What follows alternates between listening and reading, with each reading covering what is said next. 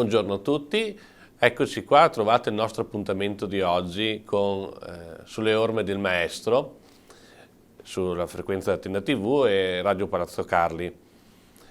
Ultima settimana di Avvento, o meglio la novena di Natale. Questa settimana vi accompagnerò io, Don Paolo Salatin, vicario parrocchiale delle parrocchie di Parè, Piudecimo, Campolongo e Colelbrigo e Conegliano. Ascolteremo in questi giorni i Vangeli della novena, dove troviamo le storie di due famiglie, in modo particolare, che si intrecciano per dare origine al Salvatore, a raccogliere Gesù che viene per salvarci.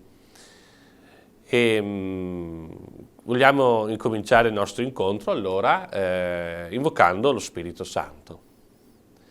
Vieni, Santo Spirito, riempi i cuori dei tuoi fedeli, accendi in essi il fuoco del tuo amore. Ascoltiamo il Vangelo di oggi, è il Vangelo secondo Matteo, capitolo 1, versetti 18 e 24.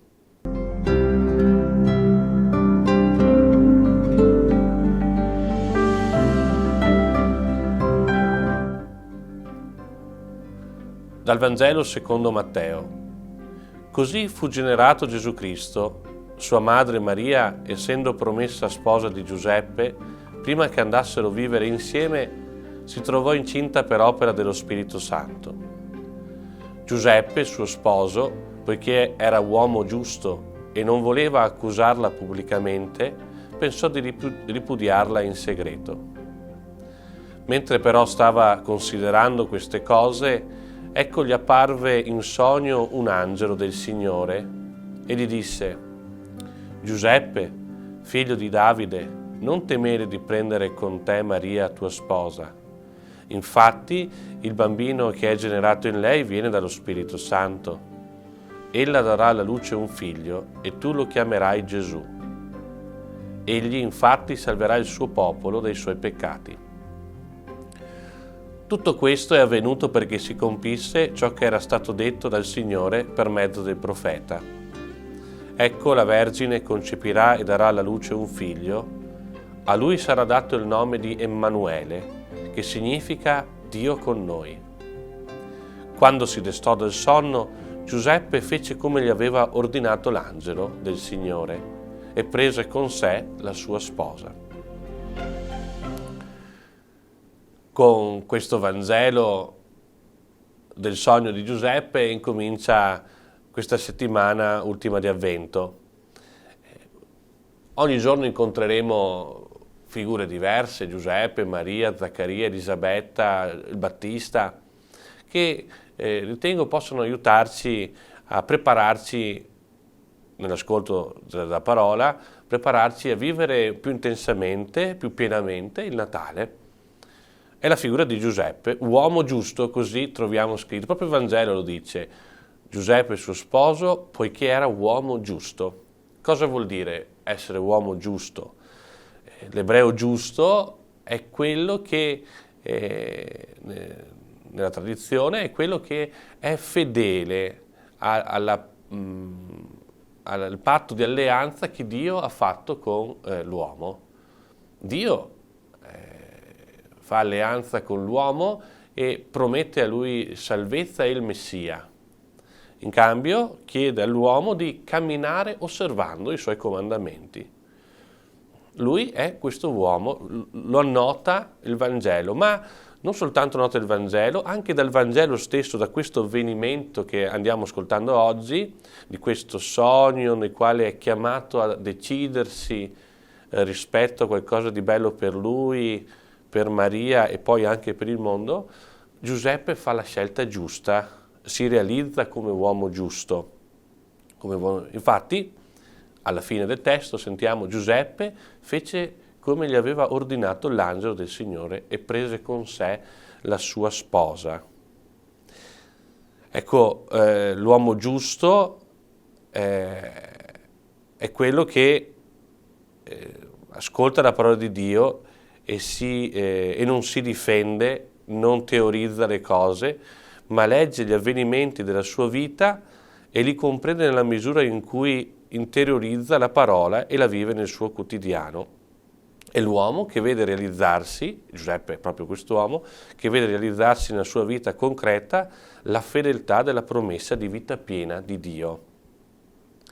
Ecco, vivere il Natale è sperimentare nella nostra vita la salvezza. Questo primo atteggiamento ci viene mostrato oggi, penso che sia da maturare, cercare di essere anche noi uomini giusti, non giusti perché fanno tutte le cose perfette, no, ma perché nel loro decidere continuamente si fidano, si confrontano con Dio, la sua parola, e si decidono. Secondo aspetto che voglio sottolineare è questa presenza di Dio. Dio appare nel racconto che abbiamo ascoltato tramite l'intervento dell'angelo, un Dio che è presente quando l'uomo si trova a dover decidersi rispetto a qualcosa di importante per la sua vita. Alcune volte magari ci sembra che l'uomo credente di oggi può apparire che Dio sia distante. Invece vediamo da questo Vangelo come in quel momento preciso della vita di Giuseppe e di Maria chiaramente, lui si fa presente, trova una via, quella del sogno in questo caso, nel quale dialoga al cuore di Giuseppe per aiutarlo alla scelta più buona per lui e promessa carica di salvezza per tutti. Da te nascerà un figlio, Gesù, il Dio con noi. Ecco, così allora viviamo questa giornata di questa novena di Natale, lunedì 18, per chiedere noi un cuore fedele all'alleanza che Dio ha con noi, un cuore che sa riconoscere la presenza di Dio che ci aiuta nel scegliere per portare salvezza a tutti. Lo invochiamo con una preghiera della tradizione della Chiesa, l'antifona maggiore dell'Avvento. O Adonai, e condottiero di Israele, che sei apparso a Mosè tra le fiamme e sul Sinai gli donasti la legge, redimici con il tuo braccio potente. Anche oggi concludiamo il nostro incontro chiedendo al Signore la sua benedizione. Il Signore sia sopra di te per proteggerti, davanti a te per guidarti, dietro di te per custodirti, accanto a te per accompagnarti, dietro di te per benedirti. Nel nome del Padre, del Figlio, dello Spirito Santo. Amen. Buona giornata a tutti.